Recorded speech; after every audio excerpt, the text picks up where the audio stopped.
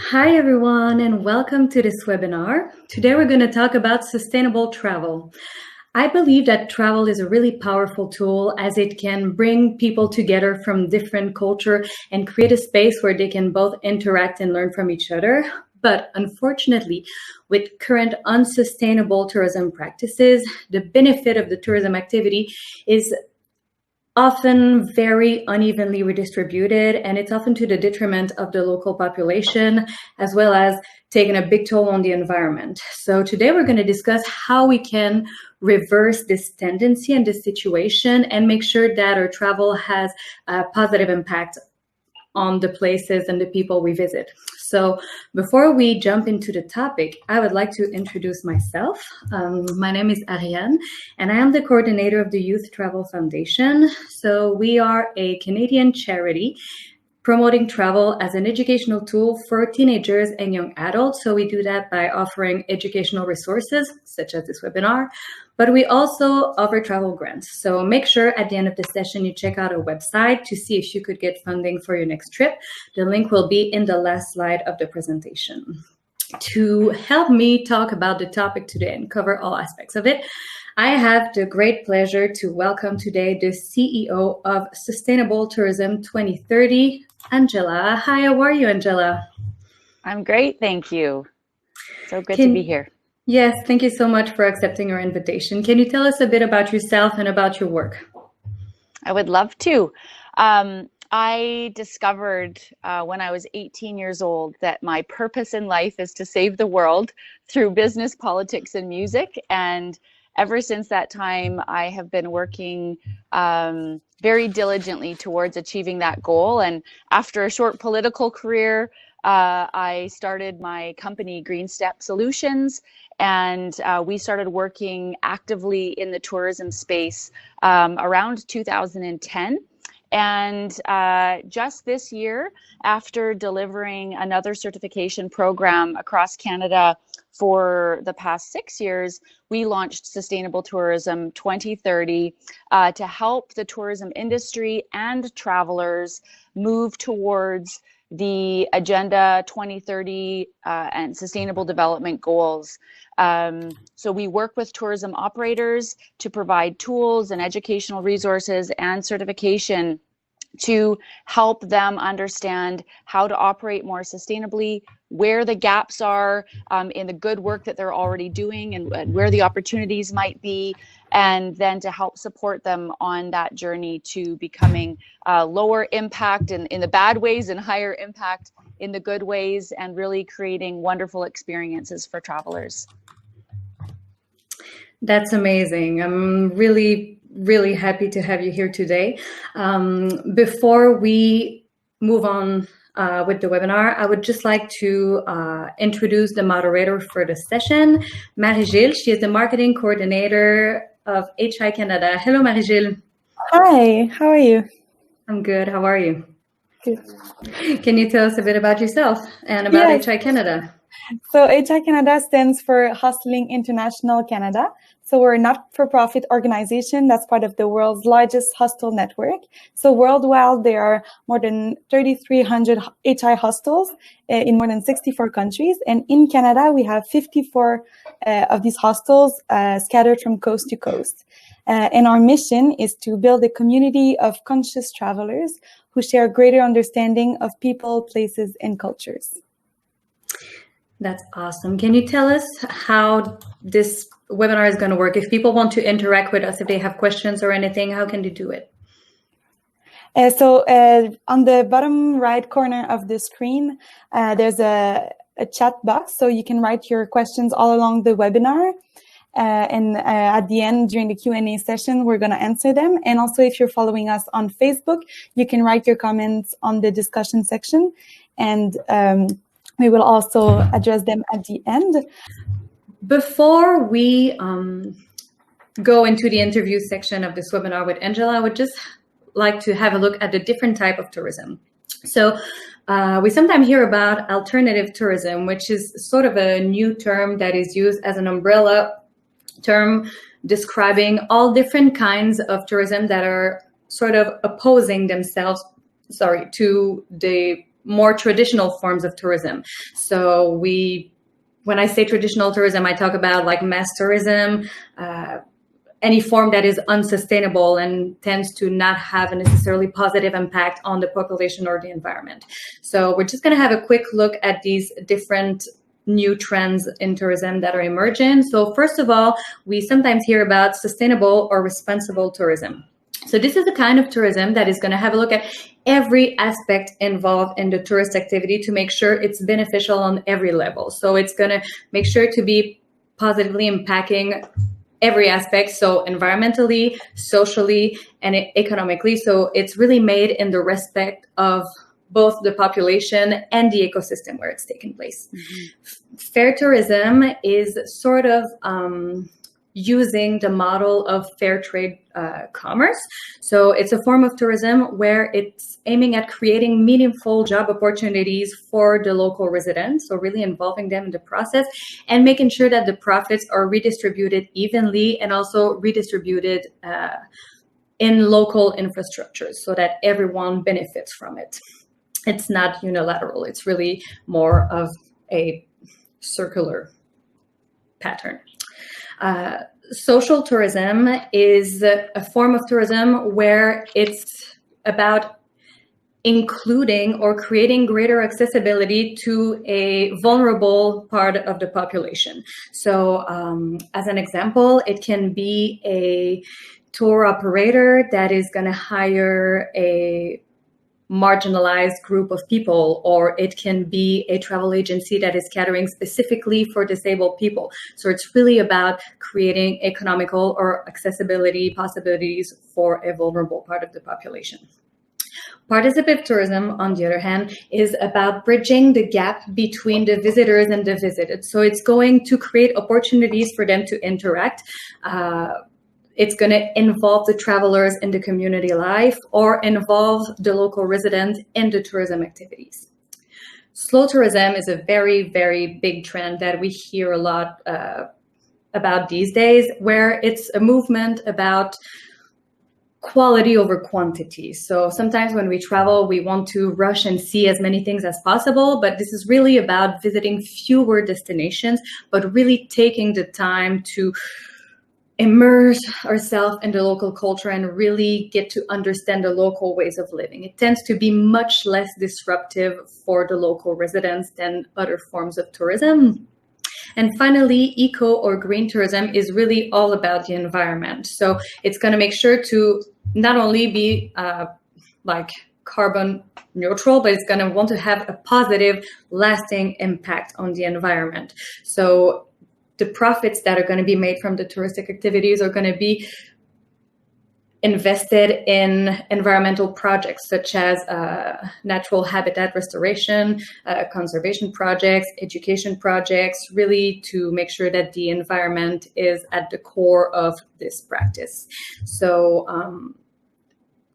this is these are the forms of tourism that we're going to kind of talk about today and that you can hear about these days. So next time you're planning a project, try to integrate some of these elements in your travel plan so that you can make sure that you not only benefit from your travels, but more people can benefit from your trip. And now we are going to move to the interview section of this webinar. And first, we're going to talk about environmental considerations. So we hear these days about a flight shame movement that is growing in Europe. It's no secret that flying is really bad. Airplanes are really polluting. So in your opinion, Angela, do you think that we should try to limit or avoid flying, or should we instead try to compensate for carbon emissions? Mm-hmm. I think there are a few different approaches that travelers can take when considering their travel plans, where they're going to go and how they're going to get there. The world is a beautiful place, and there are so many places we want to explore, and sometimes really the only viable way of getting there is by flying. What I'm hearing in the industry and what seems to be delivering a solution to this conundrum of flying is, yes, why don't we start thinking about what are our options for traveling using other modes of transportation, which might mean exploring different destinations that are closer to us and looking to travel by rail or by other form of public transportation. It's even lesser impact to travel by car than it is to travel by plane. And of course, there's much shorter distance of cycle tourism and even backcountry camping and that type of thing. But if you're looking to get to a destination that you really can't avoid flying to, a couple of things to consider. The duration of the trip. If you are going to have a high carbon footprint trip, try to make that trip really worth it. So maybe extend it a little longer and do fewer longer trips rather than going to a destination that requires a flight every year. Maybe you do it every 2 years or every 3 years, but you spend 2 or 3 or more weeks in a destination. And I know a lot of youth travel for much longer than that. So that's exactly the kind of travel that will help to reduce the impact. And then once you're in your destination, instead of jet setting all over the countryside, consider using things like trains and buses for transportation. And then absolutely, some airlines offer the option of purchasing carbon offsets while traveling. If they don't, look for gold standard carbon offsets. It's really not that expensive to add when you're spending hundreds or thousands of dollars on a flight. To spend an extra $30 to $50 on offsetting some or all of your carbon footprint is a really good option. And those gold standard, gold verified offsets will be of the highest quality, and their impacts are tracked and verified versus some of the cheaper offsets that are available. And the same thing kind of goes with cruise ships. They're very popular, but we know that they are terrible for the environment. Do you think that it's the passenger's responsibility to offset their carbon footprint, or should it be the responsibility of the cruise line to kind of adopt better environmental policies? Yeah, I think, and this actually goes for the airlines. I had an opportunity to speak with someone from Air Canada, and the work that they have done to reduce their own carbon footprint is incredible. And in fact, the airline industry internationally is self-regulating and has put a cap on the carbon that they want to emit as an industry, and are requiring airlines to start offsetting their emissions or finding ways to reduce them, which is ultimately better for the bottom line. And I think the same goes for the cruise industry. Man, that industry is interesting. I mean, I've been on a cruise myself, but they really are operating in a highly unregulated environment and have no real incentive to, other than public pressure and government pressure, to behave more responsibly. So I definitely think cruises have a tremendous opportunity to reduce their impacts and do so in a way that will improve their profitability and improve their bottom line and make their experience just as comfortable for their guests. So, we're all responsible in this. We're making choices as to how we travel and where we travel, and the transportation options that we choose or the experiences that we choose, such as a cruise. Perhaps look for those cruise lines that are operating in the most sustainable way possible. So that's one way of, if you do want to choose a cruise, look for a cruise line. And I know there are some smaller cruise lines that are starting to pop up, and even some of the larger ones that have announced some very large goals around the types of tour operators that they're working with, as the world and the global travel movement starts to put more and more pressure on the cruise industry and other industries. So, find the lowest impact option out there, or the most sustainable or socially responsible, environmentally responsible cruise line, and then potentially look at, again, similar to the airlines, offsetting that trip. And is there a way, aside from choosing the companies that reflect our values, is there a way to advocate for maybe change in policies for these cruise ships and airlines? Yeah, I think that's always a great angle. advocacy is significant. Writing letters, using social media to communicate that information is a great opportunity. So if you're writing an airline or a cruise line, maybe write the letter and then post it publicly on social media. Write your elected officials at the federal level, where so these regulations should occur. There's a great book by Elizabeth Becker called Overbooked, which does a deep dive into how the cruise industry has been allowed to operate the way that they do for those travelers that are really interested in understanding the depth and the history behind these challenges. But writing elected officials, I think, is another way. And again, post those publicly and social channels to help spread the word and maybe get some more activism. And that social license to operate is becoming a very important aspect of how companies do business. We say, when in Rome, do as Romans do. So what do you recommend we do when we are visiting a country where there's like very poor environmental policies? I've been to places where there's like no garbage collection at all, no recycling, where everything is served in styrofoam and disposable platters. So what should we do in these cases? I think, in some cases you can pack out what you bring. And I know I've traveled before, and if there's not recycling, I'm coming home with, papers in my backpack so that I can recycle it. But you can only carry so many things with you. I think it comes down to making very conscious choices about the things that you're consuming. So trying to consume foods that maybe have less packaging so that you don't have the problem of waste in the first place, which we should be doing at home too. But taking some of those practices, conscious consumer practices, and avoiding activities. Maybe there's a cool opportunity to see wildlife up close, but it's not really a responsible practice. So perhaps avoiding practices that feel like they're not very responsible or ethical in the first place in those countries where regulations don't exist or are poorly enforced. But I think, so it's really your responsibility, I think. And then if you do find organizations or travel and tourism businesses that are operating in a sustainable way or are offering those opportunities, start searching them out, seek them out and support them.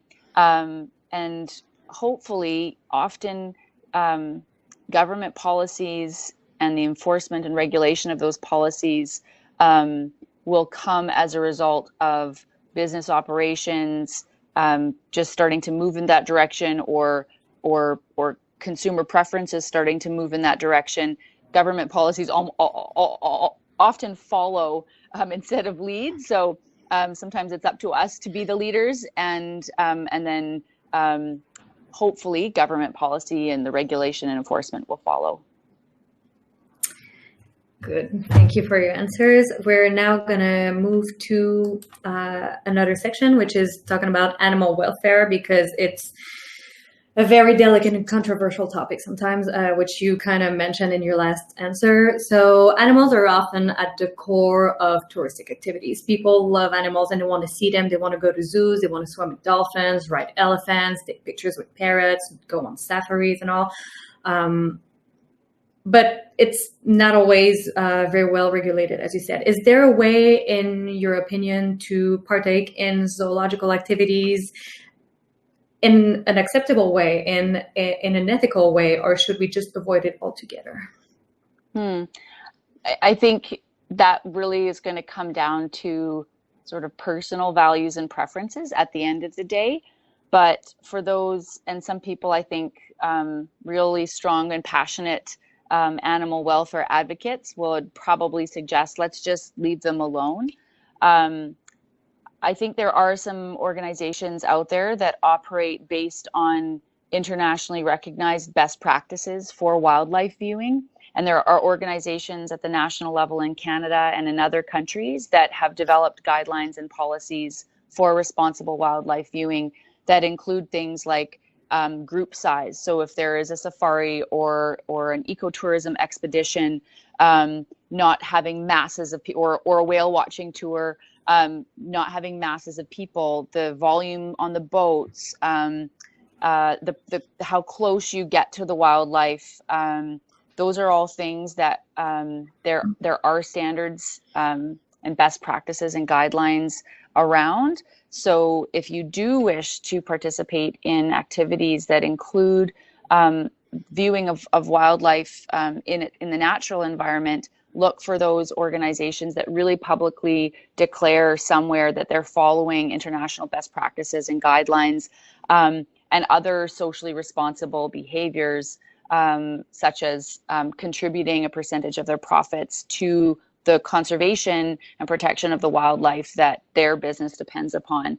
So I think that's probably the best way. Again, being a conscious traveler and looking for those organizations that are doing the right thing. And some people want to like visit or volunteer animal shelters because they think it's better than going to zoos. But we hear a lot of horror stories about how really the animals are not treated very well behind the scenes, or they're sometimes taken out of the wilderness. They're not rescued. They're just straight up taken from their natural habitat to ensure that there's a certain variety that people want to see. Do you know if there's a way to make sure that a sanctuary or shelter is actually legit? I don't on the international level. I'm sure every country would have either have or not have its own way of licensing those types of operations. Or, you know, if you think of the SPCA, for example, in North America, that's an international not-for-profit organization that has very strict policies and guidelines around animal welfare. Again, doing that research and trying to identify if there is an organization that is supporting or behind that shelter that has some credibility or standards or policies. And if you can't find that, maybe avoid that opportunity and look for something else, some other form of volunteerism. And just to add on that, if you travel somewhere and you are witnessing something, like if you think that this sanctuary is great, but then you go and it turns out that the elephants are in chains, or you can see that they have like bruises and scats and stuff like that. If you see it, talk about it in the social media, go rate their Facebook page or on their TripAdvisor page, because a lot of people visit these platforms. And I know that I have myself wanting to visit places, but then after looking at the reviews, finding that these places were actually kind of unethical and decided not to go. So it's always good to take pictures or leave bad reviews if you find yourself in a context that is unethical. Yeah, I think that's a great suggestion. Now that there are TripAdvisor and Facebook and Google reviews, that's a great place to do research. And in the absence of regulation, sometimes, we as travelers have to be that voice and have to really show the world what's happening, that, right on a good way, or in a negative way. Yes, definitely. We know, well, some people might not know, but some people might know that the products that we use have an impact on the marine life. If we put sunscreen or bug spray and then we go in the water in the lake or in the ocean, it can impact the fish, it can impact the coral reefs and all that. Same thing if you want to do sea-doo or motorboat, the fuel that is left in the water is also going to have an impact. So do you have any recommendation for the fans of nautical sports on how to make sure that they limit their impact on the marine life? First, I think looking for non-motorized means of transportation. If you're interested in going out on the water, whether it's freshwater or saltwater, kayaks, supboards, sailboats, and yeah, looking for the products that have the marine safety. There are a few different organizations that will certify a product as not being negatively impactful on marine life.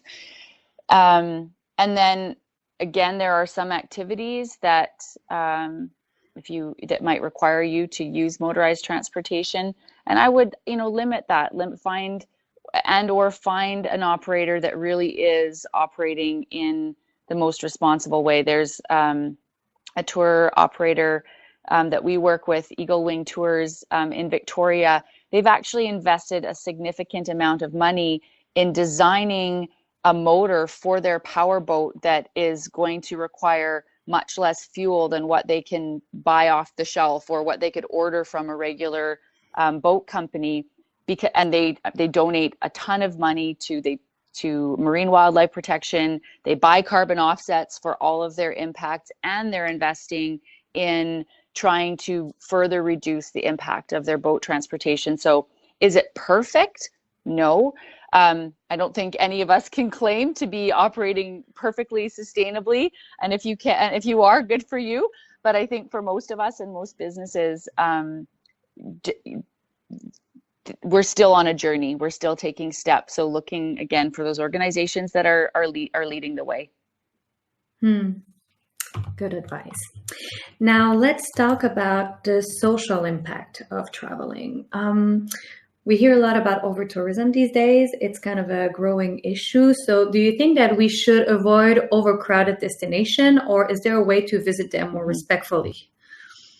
Well, first of all, as a traveler, I know it's not very fun to be in an overcrowded destination, to have to wait in really long lineups to see an attraction or to see a site that I'd like to see.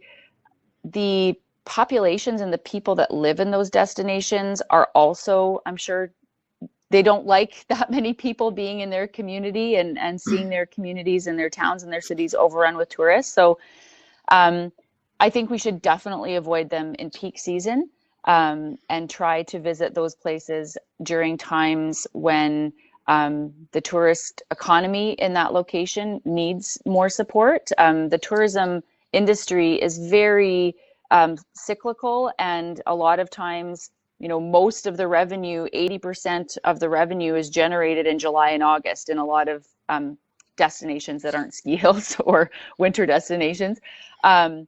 So you can actually help to support the local economy, and also have a better experience without so many people there, and have less impact on the environment. If you're going into a natural area, there are lots of benefits to avoiding those overcrowded destinations during peak seasons. So looking to what's the slowest time of year. Maybe it's going to be rainy, or there might be snow, but dress appropriately and have a different kind of an experience, and make a positive contribution to that place while you're there.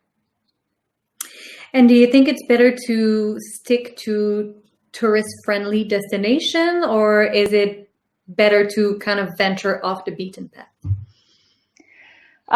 Again, I think that's probably a matter of personal preference, but gosh, you can really find the essence of a place when you venture off the beaten path. I know my personal travel preferences. I like to go, I've seen the Eiffel Tower and the Louvre, and in all the places that I visited, I like to spend a day or two seeing those big attractions, but going and seeing how people really live in a destination, while being responsible in your visit there, supporting those lesser known communities with your tourism spending, getting to know the people, getting to understand more about the culture and the values. I think you miss out on that when you just visit the big cities and the main tourist friendly destinations. And there are some opportunities to deepen cultural relationships and understanding by venturing off the beaten path. So I would personally highly encourage that. but doing so in a responsible way. Yes, definitely, because you don't want to, on the other end, start being invasive towards the little quiet, peaceful, private life of the local people, and suddenly they start being flooded with tourists. It's kind of a double-edged sword. You want to explore and encourage that economy without bringing too much attention to it neither. Right. Yeah, it's a delicate balance. Yeah. So some people love to hire local guides to really have like the feel of the culture, and other people prefer to hire a guide from their own country because they share the language and the cultural references. What is your opinion about it? Well, without stepping on anybody's toes, depending, if you're comfortable with a guide from your home country, then if that's really what makes you feel safe and comfortable, then I think it's best to travel in a way that you feel safe and comfortable. But I think that the local impact, a couple of good reasons to hire a local guide. You will get to see things and understand things from a perspective of somebody who really has a deep understanding of that place and that culture. Of course, you're also helping to put the food on the table of somebody from that community instead of kind of exporting those tourism dollars outside of the community. So that has a strong impact on the destination. And I think there are some fabulous guides that really do their research and know a place that maybe aren't from that place. But I've personally had amazing experiences seeing and learning about places from somebody who has grown up in that community. So I personally would seek out somebody who's been a resident of the place that I'm visiting if I were to hire a guide, again, to give me the deepest immersion in the place that I can experience. And if I can add to that, if maybe a person doesn't feel comfortable hiring a local guide because they want to, maybe they're not comfortable with the language and they want to have someone to translate or explain some cultural references, maybe you can try after that to go support the local economy in a different way. If it's not through your tour operator, maybe it can be by going to a small owned restaurant instead of going to a big chain that you know, or buying at a local market for a souvenir, something that has been handcrafted and making sure that it's not like written made in China underneath. So really like try to find other alternative opportunities to support the locals and the local economy. Mm-hmm. Okay, tricky question. Should we avoid visiting places where human rights are violated? That is a good question. I think one of the biggest opportunities in travel is the opportunity to expand our compassion, our awareness, and our understanding. And I think that can go both ways. And as travelers who maybe come from more liberal countries or countries where some of these human rights violations are, we haven't been doing that for centuries. I think there's an opportunity for us to, don't want to go into a country and become confrontational, but also to try to bring some of our perspective or values, maybe having those conversations, maybe traveling to those places and supporting or volunteering for organizations that are working to right the wrongs that are happening. There are some beautiful things to see and cultures to experience in some of those countries. So I think if we can find opportunities to make an impact in some way while we're there, by supporting the groups, because in every one of those countries there are groups that are working, and probably hundreds of groups that are working on the ground to fight, to oppose, or to support the people that are being negatively impacted by these violations, and still have an experience there, but deepening the meaning of that experience. Mm-hmm. Yeah, if we have to make sure that we don't push our personal boundaries, because not everybody has the same level of comfort, but I think it sometimes can be a good opportunity to understand why these injustices are happening, and not just go with the thought of what we hear in the media and what we learned in school. But sometimes when we're there and we experience it firsthand, we get a deeper understanding, and it doesn't necessarily make it more acceptable, but it gives a maybe like you can understand how you can help better, how to make a change. And if you want to help and volunteer, make sure you do the research to be sure that you support the right organizations, because volunteerism could be the topic of a webinar on its own, but there are definitely organizations that are just using this as an opportunity to make money and be lucrative. Just the same thing goes with environmental. It's very trendy to be environmentally conscious these days. So some companies will use that and pretend that they're environmentally conscious, or pretend that they're having an impact on the local population through their volunteering projects, while it's not really the case. So it's really important to do the research and make sure that you're going to help in a proper way. Yeah, I think going in, even if you're not comfortable with engaging, but being able to go and to just witness, to be a witness to what's happening, and to come back and have conversations. And perhaps when you come back, finding an organization that's working in your own country that perhaps you can contribute to, or support, or volunteer for in some way, to help tackle those challenges.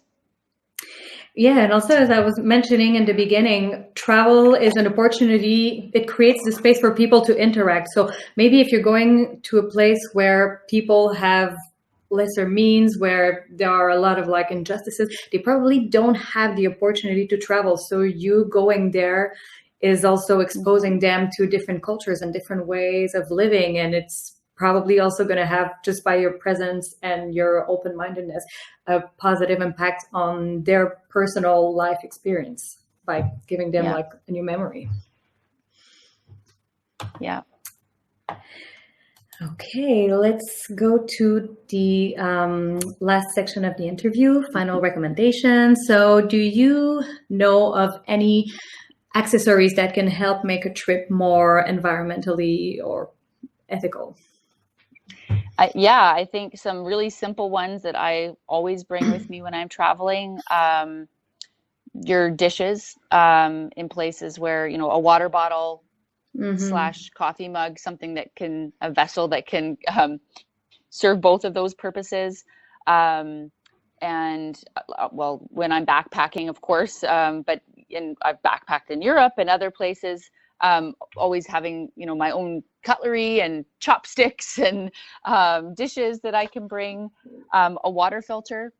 So if you are, or water purification. So if you are concerned about the quality of water and filling a water bottle, there are lots of great technologies that are lightweight, that are easy to carry, that can help you to avoid having to use single-use plastic. So I think some of the bigger challenges with traveling can be, we're often eating, if you're not preparing your own food at a hostel or at a campground, then you're often left with a lot of to-go items. So such as coffee or water. So I think that's probably one of the ways we can really reduce the amount of waste that we create. I think those are probably the biggest ones, the accessories, water and waste.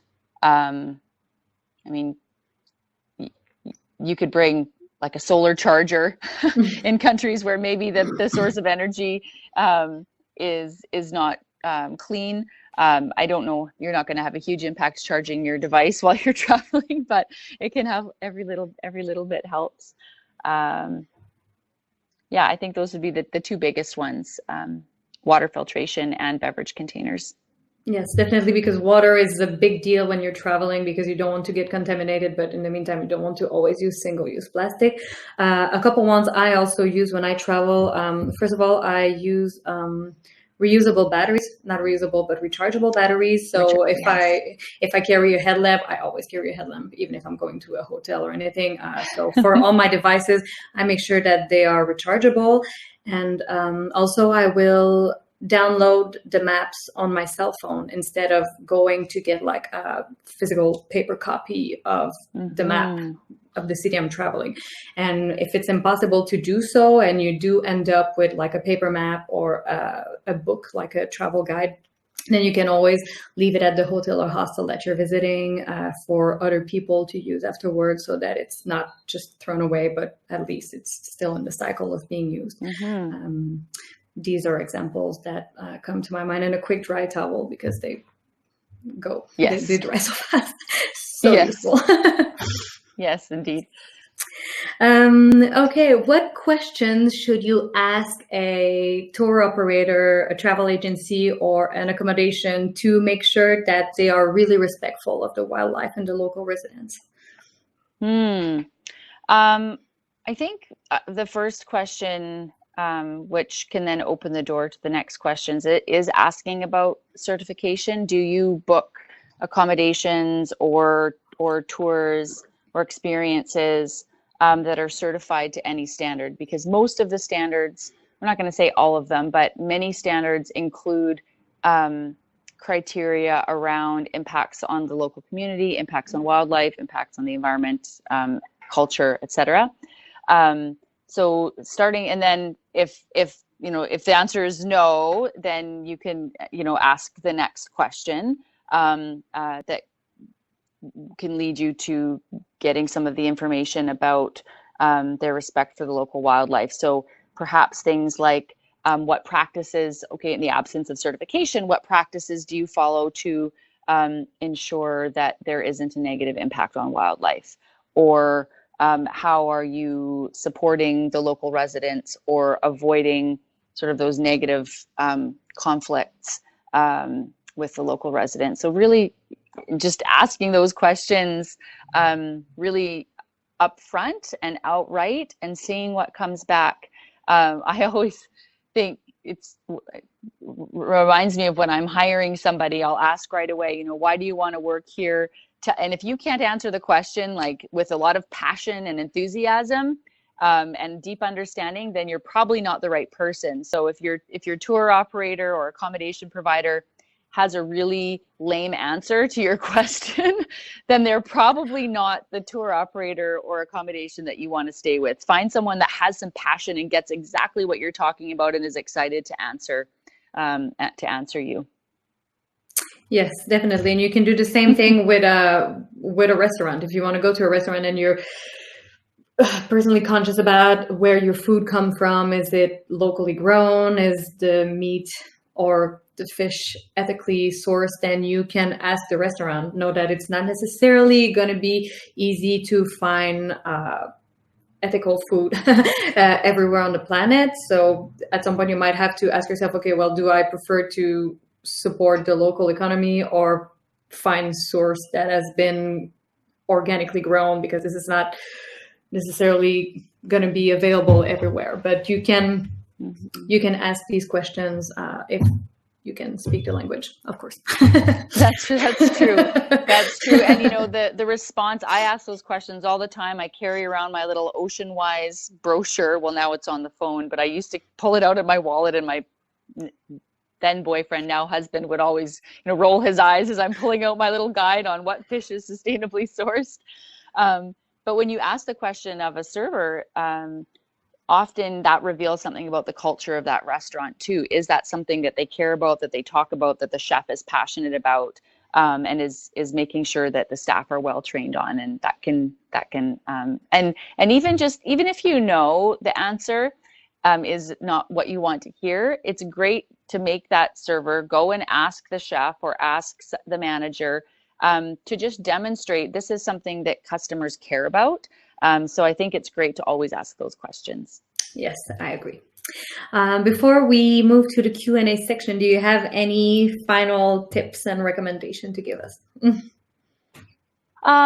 I think, yeah, just to summarize, I think we can have really, really big impacts based on the choices that we make. So being a conscious consumer and being a conscious traveler, not just looking, I know the price is, of course, always important, but once you've looked at the prices and you've decided on a budget, explore what the options are within that budget and within that price point to stay with an accommodation provider or to book an experience or to visit a place.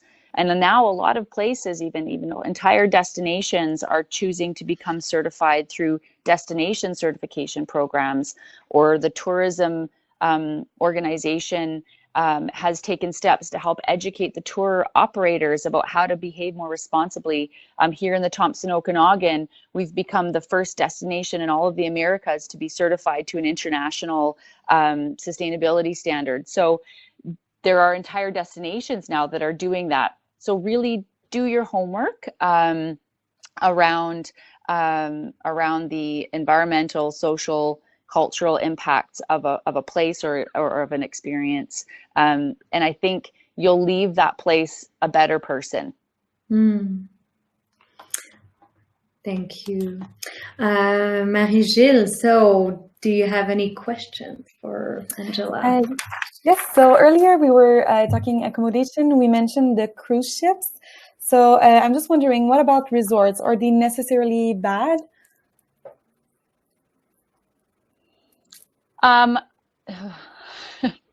So delicate. I've stayed, yeah, I have stayed at many resorts, and as a conscious consumer, I'm starting to do my own homework on, okay, here's the budget now. Where can we stay that is taking bigger efforts to reduce their impacts or to improve the local economy?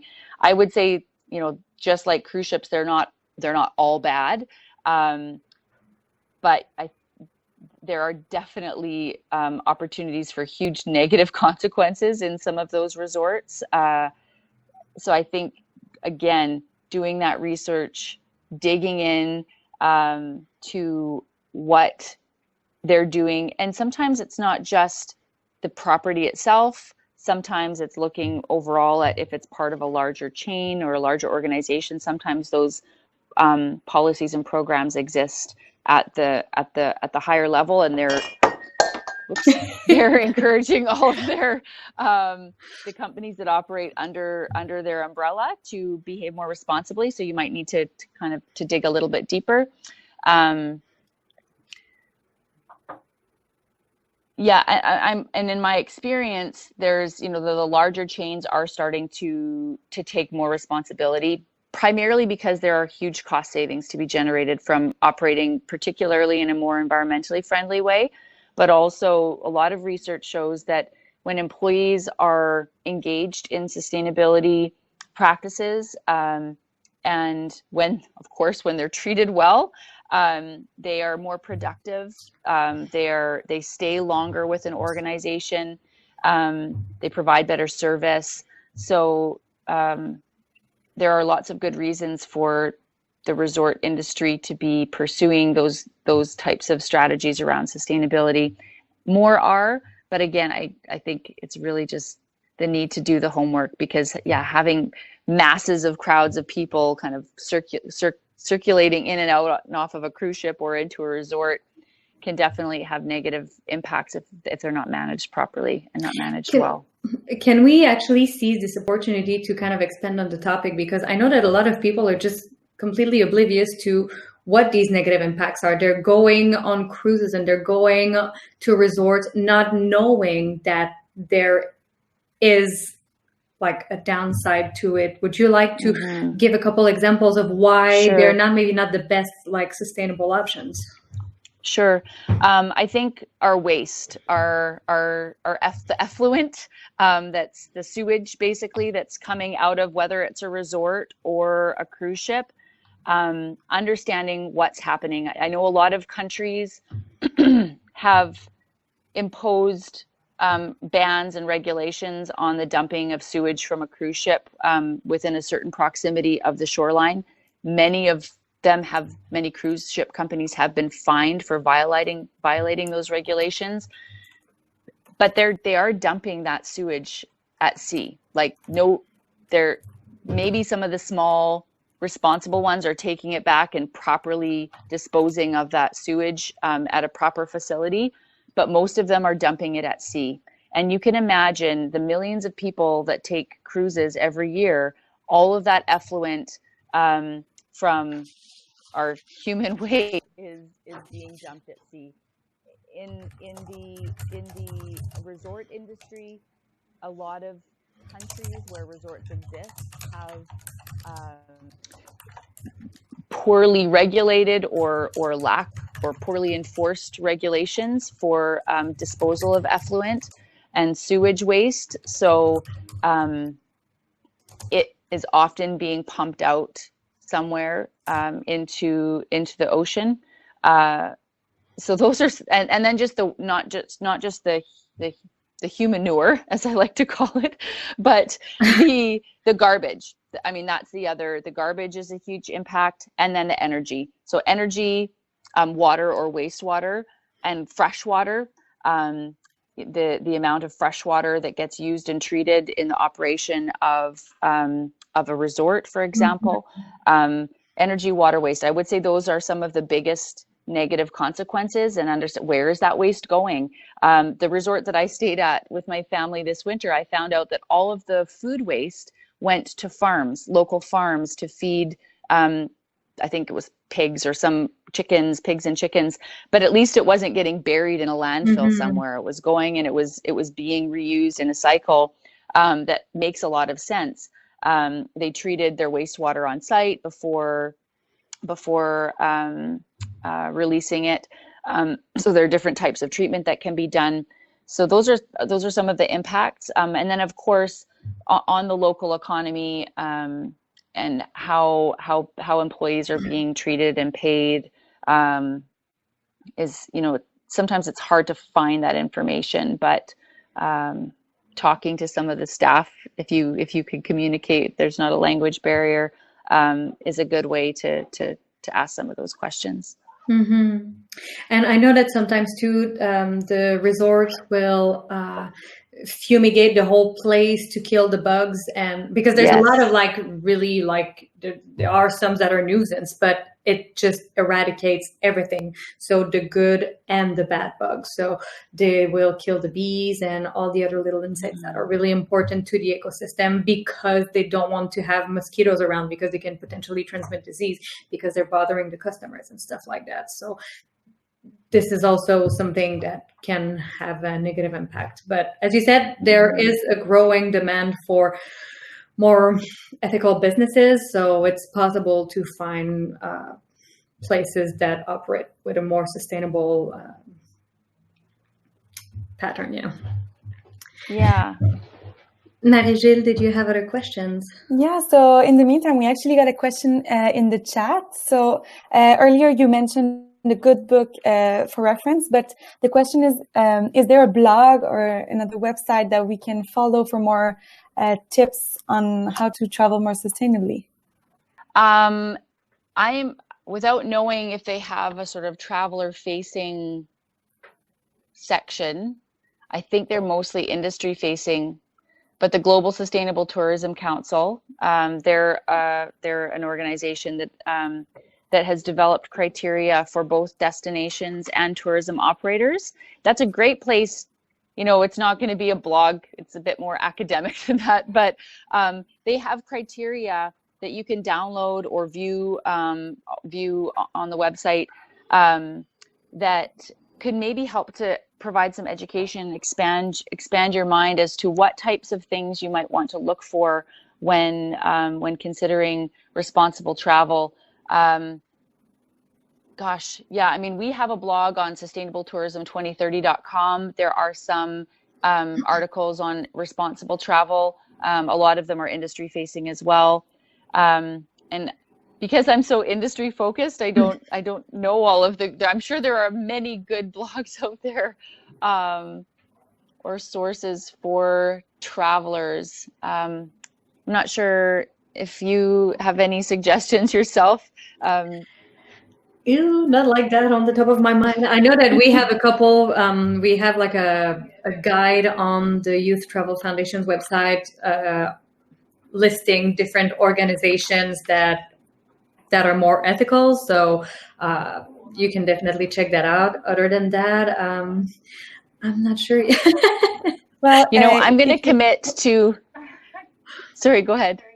Oh, sorry, I was just going to add, if you want to go also on the HI Canada website, we have a magazine with travel articles, and some of them are really sustainably oriented, so sustainability oriented.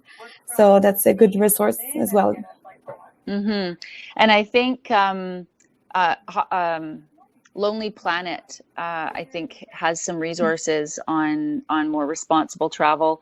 I am going to commit, though, to having our storyteller at GreenStep write a blog and do some research on all of, well, probably not all of them, but some of the top sources for responsible travel, and we will do a blog about that in the next 2 months. I'll commit to that being on our website in the next couple of months, because I think that's a great question, and it would be good to have a better answer to it.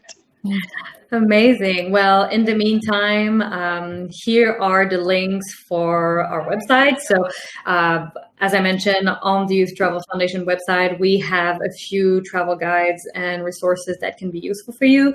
There's a blog on hihostels.ca, and you can also learn about their environmental initiative on their website. And we're looking forward to that blog article on Sustainable Tourism 2030 about more resources for travelers on where to find information about these.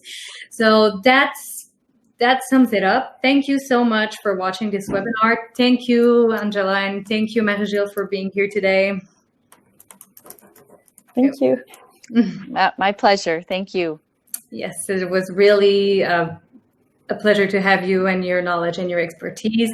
And we hope that when you're planning your next trip, you will take into consideration all the things we discussed. And we wish you safe travel and have fun.